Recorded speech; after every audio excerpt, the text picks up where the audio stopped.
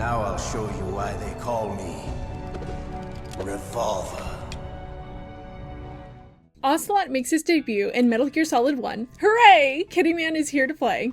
And as always, we have layers of deception to iron out. What's Ocelot up to in Metal Gear Solid 1? Why is he working for Liquid? Does he really believe in Liquid's goals, or does he have a secret plan in mind? It's Ocelot, who are we kidding? Of course there's a secret plan in mind. Heads up, this video will have spoilers for Metal Gear Solid 1.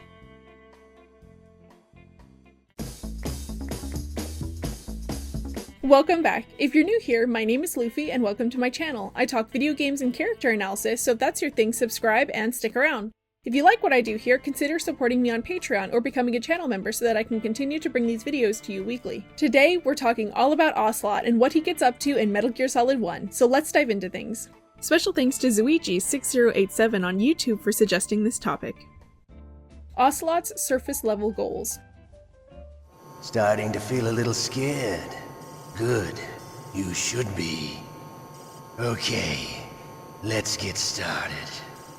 By Metal Gear Solid 1, which is set in 2005, Big Boss is in his final big chill. After being burned alive by Snavit in the Zanzibar land disturbance, the Patriots scooped his body up and put him in a nanomachine-induced coma. This coma would keep BB alive, but unable to communicate with anyone in the outside world, or escape the Patriots' clutches ever again, as he's already skipped out on them once before. Before BB ditched the Patriots, he operated kinda like their mascot, so they were happy to get him back in their custody. Ocelot hated what the Patriots did to BB and together with Eva vowed to get him back. In the meantime though, BB's PMCs were effectively all dissolved and he had no way of still working for BB. What's the next best thing? Working for his son, Liquid, who took on BB's dream of perpetuating endless war and promised to achieve it even better than BB could. Liquid took over Foxhound, BB's old unit. He and Ocelot, Sniper Wolf, Psycho Mantis, Vulcan Raven, and Decoy Octopus took over Shadow Moses Island. Shadow Moses was home to Metal Gear Rex and nuclear armaments as the island operated as a nuclear disposal facility. Liquid intended to hold the world hostage with Metal Gear Rex and his nuke and demanded they release BB's body to him,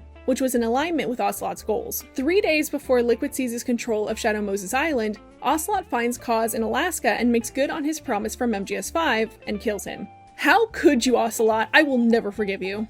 Getting rid of Kaz means Liquid can impersonate Kaz over codec to Snavit when he's eventually sent in to stop him to manipulate him into doing things like activating Metal Gear Rex for him. Ocelot operated as Liquid's interrogator, interrogating 3 people throughout MGS1. The first being DARPA Chief Donald Anderson, who he was trying to get the launch codes for Metal Gear Rex out of. Unfortunately, Anderson dies before they're able to get the launch codes out of him, so Ocelot's a pretty terrible interrogator. Or is he? Maybe there's a secret reason why he killed Donald Anderson before he could spill the beans. More on that later. Because of the botched interrogation of Donald Anderson, they manipulate Snavit into activating Metal Gear Rex for them. Conveniently, the way to activate Metal Gear Rex is the exact same way to deactivate it. So by spurring Snavit on to deactivate Rex, they're actually tricking him into activating it. They don't know how to activate or deactivate Rex themselves since Donald Anderson died before he could tell them. The second person they interrogate is Arms Tech President Kenneth Baker, who does give up the detonation code for Rex. He also tells them that there's a trick to the key used to activate Rex, but doesn't explain exactly what that trick is. When Snavit makes it onto Shadow Moses Island, Ocelot confronts him in a boss battle, but this battle is a farce. He knows he's not actually there to stop Snavit, just put up enough of a resistance to be believable. You know what wasn't part of the plan though? Ocelot getting his arm chopped off. In the middle of the battle, a cyborg ninja, Grey Fox, shows up out of nowhere and slices Ocelot's right arm clean off, just above the wrist. Tough break, old boy. Ocelot runs off, one arm lighter, and then proceeds to get bullied by Vulcan Raven about it. Raven taunts Ocelot. I hear he took your hand as well as your dignity. Rude, Raven. Leave Ocelot alone. Eventually, Sniper Wolf is able to capture Snavit and Ocelot interrogates him. When Ocelot puts on his torture show, Snavit admits he knows nothing about the card key needed to activate Metal Gear Rex, meaning he has no viable information for Ocelot to gain. However, Ocelot reveals he found the optical disc Arms Tech President Baker had given Snavit, which housed Metal Gear Rex's test data. Snavit not having any information to squeeze out of him doesn't bother Ocelot any though, and he decides to torture him anyways, for funsies. He actually makes a game out of it with Snavit, telling him, When the pain becomes too great to bear, just give up and your suffering will end. But if you do, the girl's life is mine. Snavit either endures the torture or gives into it and sacrifices Meryl. It's player's choice on what happens, and escapes Foxhound custody. Like Ocelot, the rest of Foxhound faces off against Snavit in battle, though unlike Ocelot, no one survives their encounter with him. So Liquid really does sacrifice almost his entire unit to get Snavit to activate Metal Gear Rex, which is really messed up if you think about it. No loyalty. Once most of Foxhound has been dealt with, Snavit catches Ocelot and Liquid chatting about where to launch a nuke. They need to show the US government that they mean business, as of up until this point, they've refused to give in to their demands or negotiate. During this talk, Ocelot catches Snavit spying on them and shoots the PAL key out of Snavit's hand. The PAL key is essential to activating Metal Gear Rex, so why would Ocelot shoot it out of Snavit's hand? Maybe he has an ulterior motive? Snavit recovers the PAL key, accidentally activates Metal Gear Rex, defeats Metal Gear Rex and Liquid, and all seems to be well. Until you hear the after credits phone call Ocelot makes. Ocelot's ulterior motives. It turns out Ocelot was actually working for the best president ever, George Sears, aka Solidus, the third BP clone. Ocelot reveals he purposefully killed Donald Anderson and made it look like an accident because he knew about Ocelot's true identity and alliances and didn't want him to spill the beans. He also revealed he stole Rex's test data for Solidus, though it's also revealed in MGS2 that Ocelot sold the test data on the black market and made a ton of money off of it. The little stinker. MGS1 is really interesting in the way that it came before Ocelot's obsession with BB was really leaned into, but you can still explain some of his actions by it. He worked with Liquid as a way to get BB's body back, and when that didn't work out, he returned to Solidus, who he was working for all along. Solidus goes on to oppose the Patriots in MGS2, which also aligns with Ocelot's desire to oppose the Patriots and get BB away from them. We'll talk more about MGS2 in a future video, but for now it's something interesting to think on. After MGS1. After the events of MGS1, Naomi is imprisoned for her traitorous activities, though Ocelot busts her out of prison so that she can help him out in MGS4. He also replaces his lost arm with Liquid's. Why wouldn't he use his own arm? Surely if they could graft Liquid's arm on him, they could have just reattached his own? Ocelot taking Liquid's arm results in him getting possessed from time to time by Liquid's ghost as Liquid haunts his arm.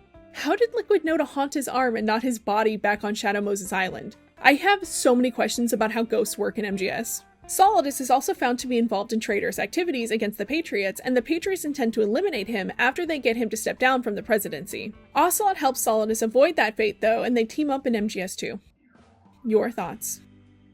It's interesting to me just how many things that happen throughout Metal Gear Solid are actually decisions Ocelot made happen. Like how in Metal Gear Solid 3 he purposefully jammed his gun in the beginning to believably not shoot BB at point blank range. It makes me question every little thing that happens, and right now I'm questioning whether or not Ocelot lost his arm on purpose in MGS1, since it's such a major plot point in MGS2 and MGS4. We took a poll here on YouTube asking exactly that, and the majority of you voted no.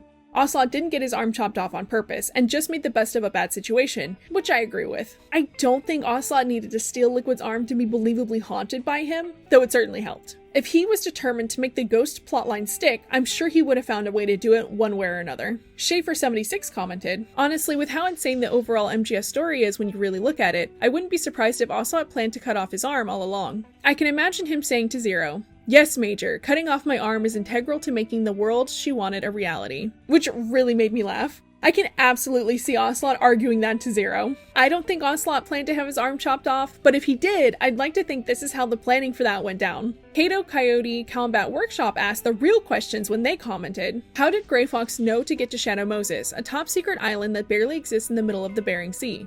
Did Naomi tell him Snake would be there? Did she have advanced knowledge of Liquid's uprising? How did Fox get there? Did he hitchhike and then swim? And how did Grey Fox get to Shadow Moses Island? How did he know Snavit was going to be there in the first place?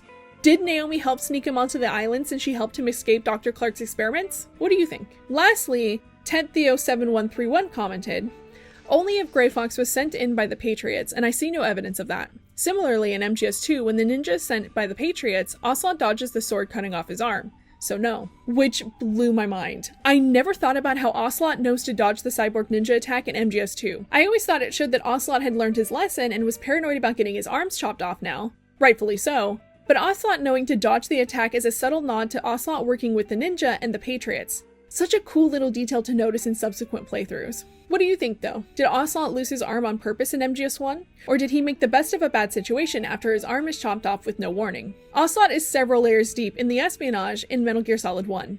On the surface level, he's working for Liquid, who wants to get his hands on Big Boss's body, a goal Ocelot shares. At the end of MGS1 though, we find out Ocelot was actually working for Solidus, who was currently the President of the United States. Why was Ocelot working for Solidus? Well, he wasn't.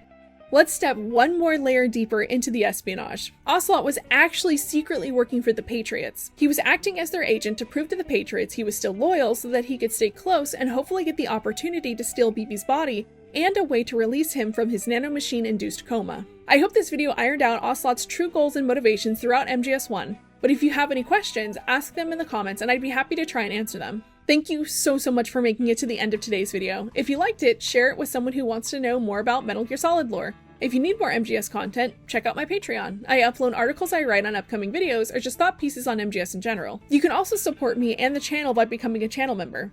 Or join us in Discord, we're always talking about MGS. More importantly than that though, please take care of yourself and I'll catch you on the next one. Thank you. Special thanks to Nader Najat. Thank you so much for your support.